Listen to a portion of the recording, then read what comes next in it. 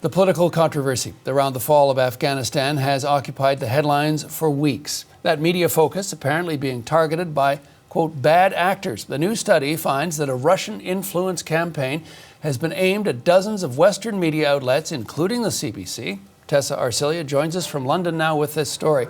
Good morning, Tessa. Let's talk about these findings.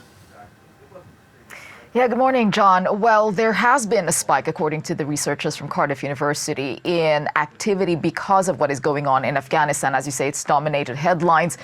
And this is a story that has geopolitical implications. So what we're seeing is an increase, according to the researchers, in comments that they believe are put there by what they're calling pro-Kremlin trolls. So they're very specific about that. Now, we know trolling has been taking place for a few years now, John, but what's new, they say, is the sophistication with which there is a system, a bigger system. So it's not just about the comments itself.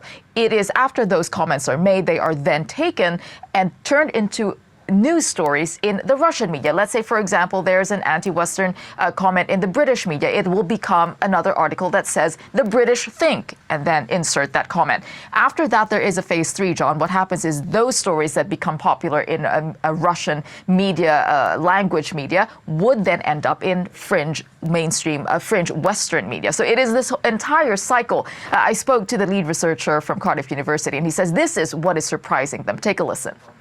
What's really interesting is how that then gets picked up, and then this massive amplification thing. And the only way I can describe it's almost at an industrial scale. So it's not necessarily about having an immediate impact upon a specific event. It's a far more strategic, long-term, drip, drip, drip kind of effect that I think they're going for.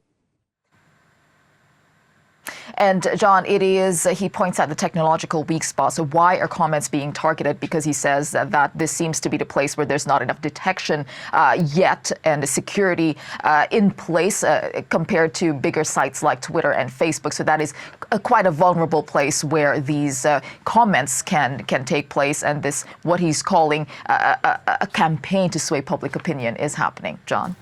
Thanks for this, Tessa. The CBC's Tessa Arcilia in our London bureau.